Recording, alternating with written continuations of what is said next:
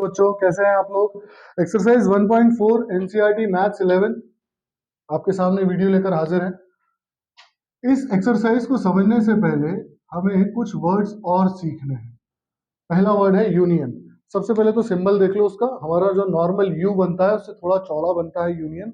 Union का मतलब क्या होता है? यूनियन का मतलब होता है दो अलग अलग सेट्स को इकट्ठा कर देना। दो अलग अलग सेट्स को इकट्ठा कर देना। और सेट की डेफिनेशन याद रखना कि उसमें जितने भी एलिमेंट्स हम लिखते हैं विदाउट रिपीटिंग इटसेल्फ लिखते हैं, मतलब उसमें कोई भी नंबर दोबारा नहीं लिखा जाता है। जैसे मान लीजिए मेरे पास एक सेट है, सेट 1 2 3 4 एंड 5 विद 6, और सेट बी है मेरे पास 6 7 8 9 10 एंड 11। तो अगर मुझसे पूछा जाएगा कि सर सेट ए और बी का यूनियन बताओ, तो मैं कुछ इस तरह से लिखूंगा, उसको पढ़ूंगा मैं इसे ए यूनियन बी। और इसमें मैं क्या करूंगा, इसमें जस्ट सिंपली एक सेट बनाऊंगा जिसमें इसके और इसके सारे एलिमेंट्स में मर्ज करके इकट्ठे लिख दूंगा, जो कि होंगे 1 2 3 4 5 एंड 6। और याद रखना विदाउट रिपीटिंग, तो 6 इधर भी है इधर भी है, तो हम रिपीट नहीं करेंगे। 7 8 9 10 एंड 11। तो ये है यूनियन की परिभाषा। डेफिनेशन समझने के लिए कोई ज्यादा मुश्किल कार्य था नहीं। अब अपन चालू करते हैं एक्सरसाइज 1.4 को। पहला क्वेश्चन उन्होंने वही कहा कि भैया हमें कुछ सेट के कॉम्बिनेशन दिए हुए हैं जिनका हमें यूनियन निकालना है। पहला वाला क्या कहता है कि एक सेट है x, उसका यूनियन निकालो सेट y के साथ। सेट x में है नंबर्स 1 3 एंड 5 और सेट y में है नंबर 1 2 एंड 3। तो इसका यूनियन क्या होगा सर? मेरे हिसाब से 1 तो आएगा ही आएगा, 2 भी आएगा, इसमें है 3 भी आएगा, दोनों में है मतलब मैं रिपीट नहीं लिखूंगा। 4 है क्या? नहीं है, दोनों में ही नहीं है। उसके बाद सीधा 5 आता है। तो क्या मेरे पास यूनियन में इसके सारे एलिमेंट्स आ गए? हाँ जी सर आ गए। क्या इसके सारे एलिमेंट्स आ गए? हाँ जी आ गए। तो कुल मिलाकर यूनियन में हम क्या करते हैं, if we are given two sets, तो उसका यूनियन हम कैसे बनाते हैं? We write all the elements of set A and set B together without repetition. बिना रिपीट किए हम दोनों सेट के सारे एलिमेंट्स लिख देते हैं, जैसे कि मैंने यहां किया, उस एग्जांपल में भी आपको समझाया। अगला है मेरे पास एक सेट ए है, एक सेट बी है, मुझे इसका भी यूनियन निकालना है। मुझसे कहा गया है सेट ए क्या है? A E I O U which are vowels of English alphabets, और सेट बी है ए बी एंड सी, तीन अल्फाबेट्स ऑफ इंग्लिश लैंग्वेज। तो मैं क्या करता हूँ, सबसे पहले तो ये वाले लिख देता हूँ, ये अच्छे सिस्टमेटिक ऑर्डर में जमे हुए हैं। उसके बाद मैं इस सेट पर आता हूँ। ए हम लिख चुके हैं, ई बचा, आई बचा, ओ बचा, यू बचा। अच्छा, यहाँ पर किसी तरह के ऑर्डर का कोई इशू है नहीं, मतलब जरूरी नहीं है कि पहले सेट के एलिमेंट्स पहले ही लिखना है, आप आगे पीछे या उनके ऑर्डर को बदलकर भी लिख सकते हैं। बस हाँ, एक बात याद रखने वाली बात है कि अगर आपको क्वेश्चन सेट निकालने को देता है और कहता है आपसे कि इनका यूनियन निकालिए, और अगर क्वेश्चंस जो हैं अगर वो आपके टैबुलर फॉर्म में है तो उसका यूनियन भी आपको टैबुलर फॉर्म में ही लिखना है। और अगर सेट बिल्डर फॉर्म में है आपका क्वेश्चन के सेट्स, तो आपको उसका यूनियन भी सेट बिल्डर फॉर्म में लिखना है। इतनी सी बात याद रखेंगे। हम सेट बिल्डर फॉर्म और टैबुलर फॉर्म, रोस्टर फॉर्म दोनों बनाना अच्छे से सीख चुके हैं। तो थर्ड क्वेश्चन देखिए, मेरा सेट बिल्डर फॉर्म में है, तो मुझे इसका यूनियन भी सेट बिल्डर फॉर्म में ही देना पड़ेगा। पहले तो हम समझेंगे कि इसका सेट का मीनिंग क्या है। मतलब ये जो हमारे सेट बिल्डर फॉर्म में है, उसको मैं जरा रफ में करके बताता हूं कि वो नंबर्स हैं क्या। पहला वाला सेट है x is a natural number and multiple of 3। Natural number है, मल्टीपल ऑफ 3 है, क्या होंगे? 3 6 9 12। अच्छा, क्या इन्होंने कहीं बोला आपसे कि रुको कहीं पर? नहीं रुकना, मतलब ये एक इनडेफिनेट नॉन फाइनाइट सेट है। इसमें आपको नंबर ऑफ एलिमेंट्स नहीं पता। हमने पिछली एक्सरसाइज 1.2 में इसके बहुत सारे क्वेश्चंस किए थे। दूसरा सेट है x is a natural number less than 6। ये क्या होगा? लेस देन 6, 1 2 3 4 5, और लेस देन 6 ना, 6 से कम। उन्होंने लेस देन और इक्वल नहीं बोला, सिर्फ less than equal, less than to 6 कहा है उन्होंने। मैं एक बार क्वेश्चन देख लूं। हाँ जी बिल्कुल ठीक है। तो अब इसका यूनियन क्या होगा? देखो इसका यूनियन होगा कि मुझे इन दोनों सेट को मर्ज करके लिखना है। मुझे क्या करना है? इन दोनों सेट को मर्ज करके लिखना है। तो मैं कैसे लिखूंगा? सबसे पहले तो मुझे लग रहा है कि सिस्टमेटिक ढंग से लिखे हुए मैं ये लिखता हूँ। क्या हो गया? अच्छा, सेट बिल्डर फॉर्म में लिखना है। X is such that is equal to 1 2 3 4 5, या तो ये हो और साथ ही साथ ये भी हो सकते हैं। तो मैं कह सकता हूं और मल्टीपल ऑफ 3। देखिए, क्या ये सेट बिल्डर फॉर्म दोनों को सेटिस्फाई करता है? बिल्कुल। मल्टीपल ऑफ 3 ये आ गए, 1 2 3 4 5 ये आ गया। तो मैंने इसका यूनियन बनाकर आपके आंखों के सामने लिख दिया है। अगला क्वेश्चन मुझसे क्या कहता है? फोर्थ वाला। चलो, ये भी सेट बिल्डर फॉर्म में है। पहले इनके अपन नॉर्मल रोस्टर फॉर्म्स बनाते हैं। क्या है? X is a natural number. कैसा है? x ग्रेटर देन 2 है, 2 से बड़ा है। 2 3 4 5 6 से स्मॉलर और इक्वल, स्मॉलर एंड इक्वल, मतलब छोटे भी हैं और इक्वल भी है। तो ये बन गया मेरा सेट। मेरे ख्याल है यहां तक कोई प्रॉब्लम नहीं आई होगी किसी को भी, और आना भी नहीं अरे, और आना भी नहीं चाहिए, क्योंकि हमने इसे काफी अच्छे से डिटेल में पहली एक्सरसाइज और इंट्रो वाले वीडियो में भी पढ़ा था। x is a natural number, दूसरा सेट कर रहा हूं मैं। x is a natural number where x is greater than 6 और स्मॉलर देन 10। 6 से बड़ा 7 8 9 और 10 से छोटा, मतलब ये है हमारा सेट। एक्सक्यूज मी, ये है हमारा सेट। तो अब इसका हम क्या करेंगे भैया? सेट बिल्डर फॉर्म में तो सबसे पहले तो मैं इस फॉर्म में उसका यूनियन निकाल लेता हूं। इस फॉर्म में उसका यूनियन क्या निकलेगा? ए यूनियन बी, कुछ इस तरह से निकलेगा। क्या निकलेगा? 2 3 4 5 6 7 8 9, comma comma comma comma comma comma, यही निकलेगा जी। दोनों आ गए, कोई रिपीटिंग नंबर नहीं है। चलिए, अब इस सिंपल सी चीज को हमें सेट बिल्डर फॉर्म में बना देना है। इस सिंपल सी चीज को हमें सेट बिल्डर फॉर्म में बना देना है। तो मैं बनाता हूं। क्या बनेगा भैया? A union B.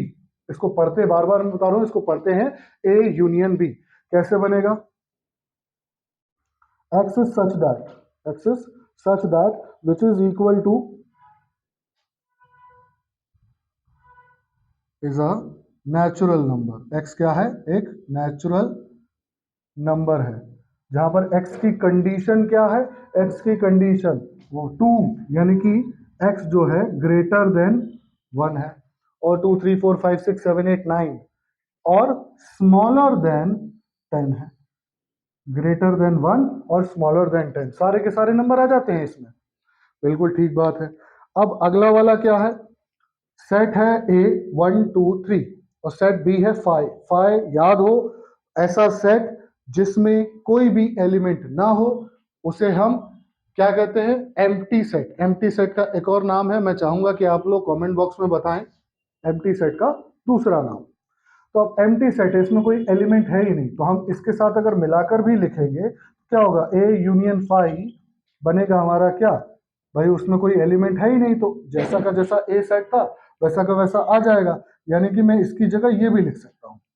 यहां से एक स्टेटमेंट बनता है जो आगे जाकर हमें यूज किया जा सकता है कि भैया किसी भी सेट का यूनियन 5 के साथ निकाला जाता है तो वही का वही सेट आता है। क्वेश्चन नंबर 2 में लिखा हुआ है, लेट ए सेट है ए बी, बी सेट है ये, is that A is subset of B. इस वाले साइन को मैं एक बार और समझाता हूं, पिछले वीडियोस में समझाया है। इसका मतलब होता है सबसेट। सबसेट क्या होते हैं? एक सेट का, इंट्रो वाले वीडियो में फिर बार बार बोलना पड़ रहा है मुझे कि इंट्रो वाले वीडियो में मैंने बताया था, मैं फिर से बता देता हूँ। सबसेट्स क्या होते हैं? भाई मेरे पास एक सेट है, मान लीजिए मैं इसी सेट को ले लेता हूँ ए बी, तो इसके अलग अलग अगर डिफरेंट डिफरेंट सेट बना दिए जाए और एक एम्प्टी सेट छोड़ दिया जाए तो ये कहलाएंगे इसके सबसेट। आपसे सवाल यही पूछ रहा है, आपसे सवाल यही पूछ रहा है कि क्या आपका सेट ए जिसमें सिर्फ दो ही एलिमेंट है ए कॉमा बी, क्या सबसेट है दूसरे सेट जिसमें एलिमेंट्स हैं ए कॉमा बी कॉमा सी?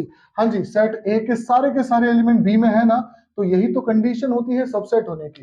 यानी कि मैं कहूंगा yes, A is subset of B. इसको पढ़ते कैसे हैं? A is subset of B. चलिए आगे क्या पूछता है, निकाल दिया। हाँ भाई, जो उन्होंने पूछा था कह दिया। उसके बाद उन्होंने पूछा कि ए यूनियन बी क्या होगा, तो जरा देखें ए यूनियन बी क्या होगा।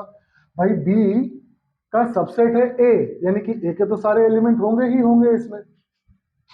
यानी कि अगर सेट बी को मैं एज इट इज लिख दूं तो वही तो यूनियन बनेगा, बिल्कुल बनेगा भाई। A B and C, A B and C आपको क्लियरली दिख रहा होगा। तो ये वाला क्वेश्चन तो बकवास था। अगला क्वेश्चन देखिए, उसी क्वेश्चन की जस्ट फोटोकॉपी है, उसी क्वेश्चन की जस्ट फोटोकॉपी है। यहां पर बस आपको सेट नहीं दिए गए। उन्होंने पहले पूछा था ए सबसेट ऑफ बी है कि नहीं है। यहां पहले से उन्होंने कहा if A and B are two sets such that A is subset of B. मैं कहूंगा if A is subset of B then, भाई वही तो कंडीशन है। अगर ए बी का सबसेट निकला तो सेट ए यूनियन बी क्या निकला था हमारा, बी सेट ही तो निकला था। तो यहां पर भी वही होगा। क्या होगा, अगर ए इज सबसेट ऑफ बी है देन अगर हमें ए यूनियन बी निकालना पड़े तो वो ओरिजिनल जो पावर सेट है वही का वही आ जाएगा। पावर सेट की डेफिनेशन फिर से बार बार कहना पड़ रहा है कि इंट्रोडक्शन वाला वीडियो देखिएगा। आगे से नहीं कहूंगा मैं ये मान के चल रहा हूं कि आप सभी ने वो इंट्रोडक्शन वाला वीडियो देखकर रखा है। क्वेश्चन नंबर 4 की बात करें, आपको 4 सेट्स दिए गए हैं A B C and D. A है 1 2 3 4, बी 3 4 5 6, फिर सी 5 6 7 8 और फिर डी है 7 8 9 10। आपसे सबसे पहले पूछा गया है कि फाइंड करो ए यूनियन बी। मैं ए यूनियन बी फाइंड करता हूं। क्या होगा ए यूनियन बी, ए ये है बी ये है, कॉमन सेंस 1 2 3 4 पहला वाला सेट तो पूरा का पूरा डाल दिया। फिर 3 आ चुका है, 4 आ चुका है ऑलरेडी, 5 एंड 6 बचा, मैंने 5 एंड 6 भी लिख देना है। फिर तीसरा सेट है, दूसरा क्वेश्चन है जिसमें हमें ए यूनियन सी निकालना है। तो मेरे पास ए सेट है, सबसे पहले तो मैं वो लिख देता हूं क्या है 1 2 3 4। सी सेट क्या है मेरे पास 5 6 7 8, तो मैं लिखूंगा 5 6 7 8। फिर इस वाले का क्वेश्चन का आंसर मैं ऊपर लिख रहा हूं, जगह थोड़ी सी कम पड़ रही है। हमें अब निकालना है B union C. B union C देखें जरा कैसे निकलेगा।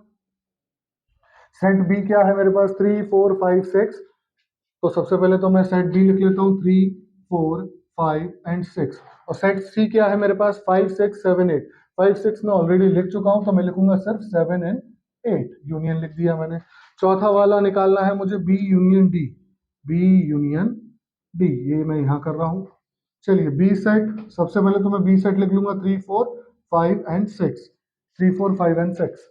डी सेट क्या है मेरे पास 7 8 9 10, मैं लिख देता हूं 7 8 9 एंड 10। चलिए फिफ्थ वाले पर आते हैं जिसमें हमें A union B union C हमें निकालना है। A union B union C का मतलब तीनों सेट का मुझे एक साथ यूनियन निकालना है। कोई बड़ा मसला नहीं है। लिखने के लिए आप पहले ए यूनियन बी निकालो, फिर उसके यूनियन में सी निकालो, और फिर आप A union B union C निकालेंगे। आप डायरेक्ट भी कर सकते हैं, इसमें कुछ लिखने का कोई प्रोसेस है नहीं, कोई ज्यादा वेरिएशन है नहीं। मुझे ए बी और सी तीनों का यूनियन निकालना है। तो सेट ए तो मैं एज इट इज लिख दूंगा 1 2 3 एंड 4। सेट बी में देखो 3 4 लिख चुका हूं, 5 6 लिखा मैंने। सी का भी यूनियन निकालना है, 5 6 मैं लिख चुका हूं, मैं लिखूंगा 7 8। क्लियर है बात। अगला है मेरा क्या है A union B union D, मुझे ये निकालना है। चलिए निकालते हैं A union B union D. A union यानी कि ए तो लिखा 1 2 3 4, बी में से 3 एंड 4 आ चुके हैं, 5 एंड 6 लिखा, और डी यूनियन लगा दिया अपन ने जैसे ही, तो आ गया 7 8 9 10। यहां तक मुझे लगता है मेरे बच्चों को बात समझ में आई होगी। अगला निकालना है मुझे B union C union D. चले बी सी एंड डी का यूनियन, तो सबसे पहले तो बी लिखो 3 4 5 एंड 6। फिर बी के बाद सी 5 6 आ चुका है ऑलरेडी, 7 8 7 8। फिर यूनियन डी भी लगा हुआ है, यानी कि 7 8, डी सेट में से 7 8 में लिख चुका हूं, 9 एंड 10, 9 एंड 10। मेरे पास क्वेश्चन नंबर 4 तक की कहानी यहाँ पर समाप्त होती है। क्वेश्चन नंबर 5 आपसे कहता है फाइंड करना है इंटरसेक्शन, लेकिन वो कहते हैं कि find intersection of the sets given in question number 1। तो क्वेश्चन नंबर 1 के सेट्स के बीच में हमें इंटरसेक्शन निकालना है। सबसे पहले इंटरसेक्शन के बारे में छोटा सा रिवीजन ले लो। इंटरसेक्शन क्या होता है, इसको हम यूनियन के उल्टे साइन से डिनोट करते हैं। अगर मेरे पास दो सेट हैं, एक है 1,2 और दूसरा है 2,3, तो ए इंटरसेक्शन बी, इसको ऐसे पढ़ते हैं A intersection B. A intersection B का मतलब होगा इन दोनों सेट्स में जो भी एलिमेंट कॉमन है। कितने एलिमेंट कॉमन है? एक ही एलिमेंट कॉमन है, which is number 2, which is number 2। तो ए इंटरसेक्शन बी। आपको बात समझ में आई है? चलिए अब यहां पर अपन सवाल करते हैं। क्या है? हमें निकालना है x intersection y, x intersection y। पहला है 1 3 5, दूसरा है 1 2 3। कौन कौन से नंबर कॉमन है इसमें? 1 एंड 3। इंटरसेक्शन को आप आसान भाषा में अपने लिए समझने के लिए कॉमन भी कह सकते हैं। चलिए अब आते हैं हम इस वाले सेट पर। ए E I O U A B सी, क्या कॉमन है? सिर्फ ए सिर्फ और सिर्फ ए। चलो क्वेश्चन नंबर 5 का थर्ड वाला देखेंगे। क्या है? कहता है सेट बिल्डर फॉर्म में x is a natural number multiple of 3। हमने पहले क्वेश्चन में किया भी था। ये क्या बना था हमारा? मल्टीपल ऑफ 3, यानी कि 3 6 9 12। और इन्होंने कहीं खत्म करने को नहीं बोला था, तो ये एक नॉन फाइनाइट इनफाइनाइट सेट जाएगा। इसमें इनफाइनाइट नंबर ऑफ एलिमेंट्स होंगे। इस वाले को भी बना लेते हैं, x is a natural number less than 6, ऐसा नंबर जो 6 से छोटा हो। लो साहब, 6 से छोटा। अब जरा इंटरसेक्शन की बात हुई है, तो क्या क्या भाई साहब सिर्फ एक ही नंबर तो कॉमन है, विच इज 3। लो, इसको सेट बिल्डर फॉर्म में लिखने की भी जरूरत नहीं। सिंगल एलिमेंट का सेट आप सेट बिल्डर फॉर्म में ना भी लिखकर डायरेक्ट रोस्टर या टेबुलर फॉर्म में लिख दोगे, चलेगा। अगला है x is a natural number 1 से ग्रेटर है और 6 से इक्वल और स्मॉलर है। 1 से ग्रेटर यानी कि 2 3 4 5 एंड 6। 6 क्यों इंक्लूड हुआ? क्योंकि उन्होंने कहा स्मॉलर और इक्वल देन 6। अगला क्या है? x is a natural number which is 6 से बड़ा, 7 8 9 और 10 से छोटा, यानी कि 10 आएगा ही नहीं इसमें। बढ़िया, इसका हमें इंटरसेक्शन निकालना है। कैसे निकलेगा? a intersection b। क्या क्या कॉमन है? कुछ है कॉमन? कुछ नहीं है कॉमन, यानी कि ये एक एम्प्टी सेट बनेगा, which is denoted by phi also. अगले में आता हूं मैं। मेरे पास ए है, ये बी ए है, फाई। फाई यानी कि इट्स एन एम्प्टी सेट, इसमें कुछ भी नहीं है। इसमें 3 एलिमेंट्स है। अगर इनके बीच में इंटरसेक्शन या फिर कॉमन कुछ निकाला जाएगा तो क्या निकलेगा? भाई साहब कुछ भी नहीं निकलेगा। इनके बीच में कॉमन है क्या? कुछ भी नहीं। मैं अच्छे से बना दूं ये आपका क्वेश्चन नंबर 5 खत्म होता है। नेक्स्ट क्वेश्चन नंबर 6 से जो है इसके नेक्स्ट पार्ट में आपको देखने को मिलेगा, नहीं तो वीडियो काफी लंबा हो जाएगा।